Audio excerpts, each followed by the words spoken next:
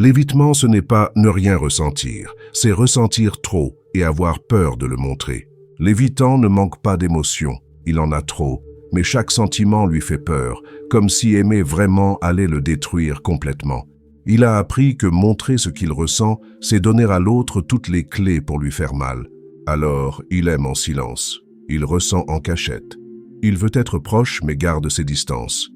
Ce qui l'empêche de parler de ses sentiments, ce n'est pas qu'il s'en fiche, c'est qu'il a peur que s'il commence, il ne pourra plus s'arrêter, et que toutes ses émotions vont faire fuir la personne qu'il aime.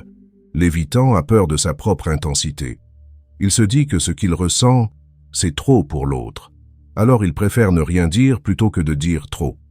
Il se retient avant même qu'on lui demande de se retenir. Il contrôle ses mots comme si c'était dangereux. Il fait attention à chaque geste d'affection, pas parce qu'il calcule, mais parce qu'il a peur d'en faire trop. L'évitant vit toujours en se retenant, convaincu que ce qu'il ressent vraiment ferait peur à l'autre. Mais d'où vient cette peur? Pourquoi l'évitant a-t-il appris à voir ses propres émotions comme une menace? La plupart du temps, cette peur commence très tôt. Enfant, l'évitant a souvent grandi dans un environnement où exprimer ses besoins émotionnels était risqué. Pas forcément un environnement violent ou dramatique. Parfois, c'était juste un foyer où les émotions étaient vues comme un problème à résoudre plutôt qu'une réalité à accueillir. Il a peut-être eu des parents qui paniquaient face à ses larmes, ou qui répondaient à ses besoins d'affection par de l'agacement, ou qui disparaissaient émotionnellement quand il avait besoin d'eux. Il a appris que ses émotions dérangeaient, alors il a arrêté de les montrer. Cette leçon s'est ancrée profondément. Si mes émotions dérangent les gens que j'aime, alors je dois les cacher. Si montrer ce que je ressens fait fuir les autres, alors je dois faire semblant de ne rien ressentir. L'enfant évitant développe une compétence terrible. Il apprend à s'occuper tout seul de ses besoins émotionnels. Il ne pleure plus quand il a mal. Il ne demande plus de réconfort quand il a peur. Il devient autonome émotionnellement par nécessité, pas par choix. Et cette autonomie forcée devient sa prison d'adulte.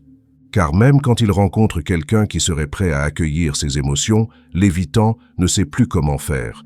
Il a tellement l'habitude de tout garder pour lui qu'ouvrir son cœur lui semble impossible. Il regarde les autres exprimer facilement leurs sentiments et se demande comment ils font, comment ils arrivent à dire « j'ai besoin de toi » sans avoir l'impression de mendier, comment ils arrivent à montrer leur vulnérabilité sans avoir peur d'être rejetés. Pour l'évitant, l'expression émotionnelle n'est pas naturelle, c'est un risque calculé qu'il préfère éviter.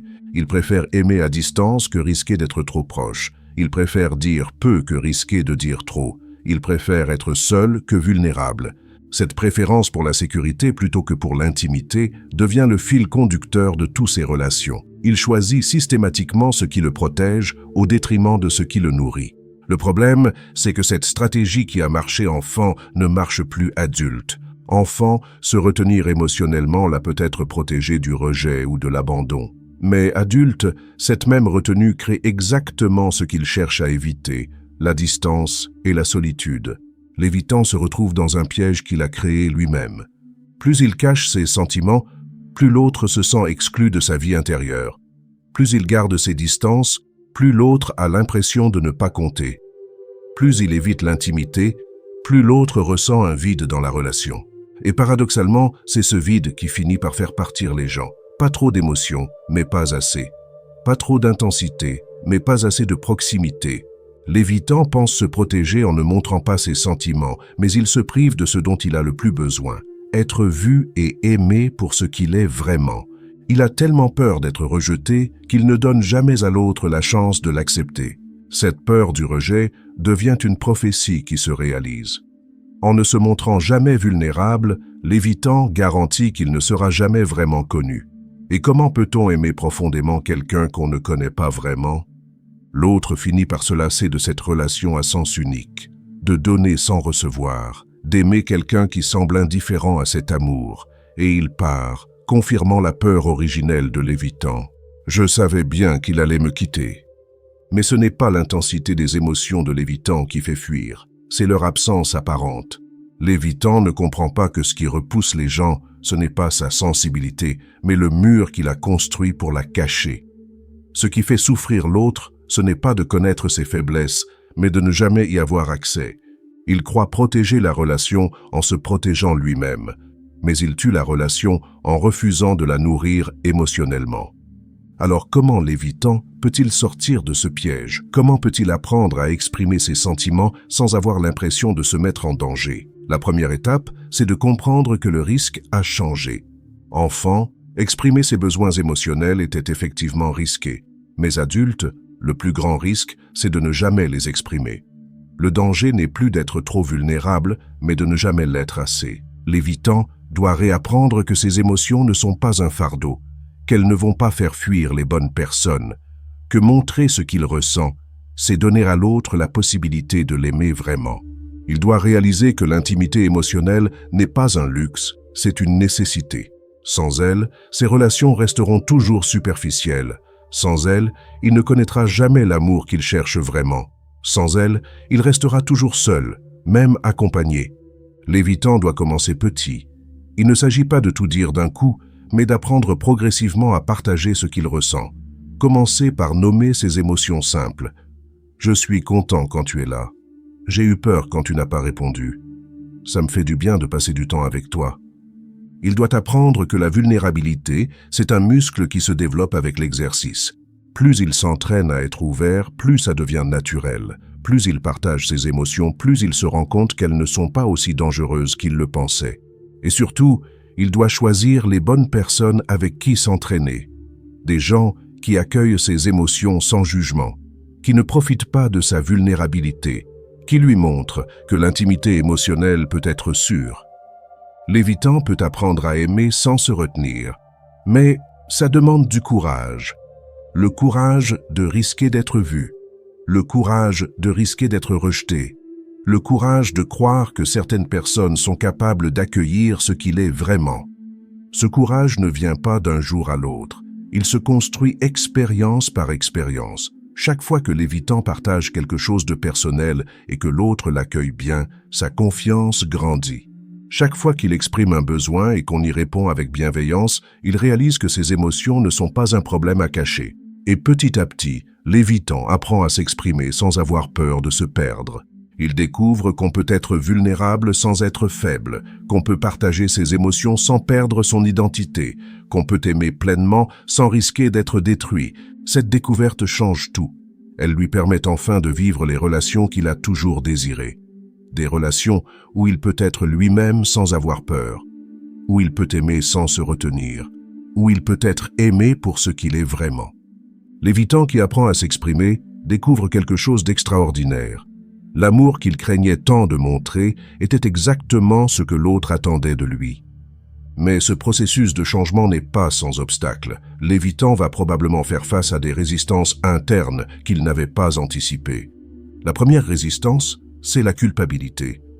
Quand l'évitant commence à s'ouvrir, il se sent souvent coupable d'avoir été si fermé avant. Il regarde en arrière et voit toutes les relations qu'il a sabotées par son silence. Toutes les personnes qui sont parties parce qu'elles ne se sentaient pas aimées.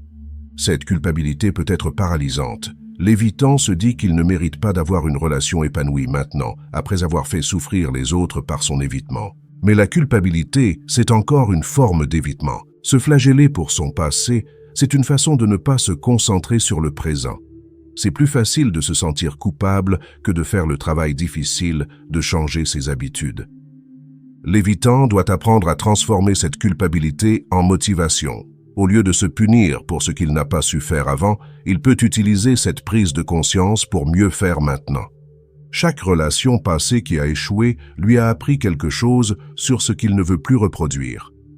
La deuxième résistance, c'est la peur du ridicule. L'évitant a tellement l'habitude de contrôler ses émotions qu'exprimer ses sentiments lui semble artificiel. Il a l'impression de jouer un rôle, de forcer quelque chose qui ne lui vient pas naturellement.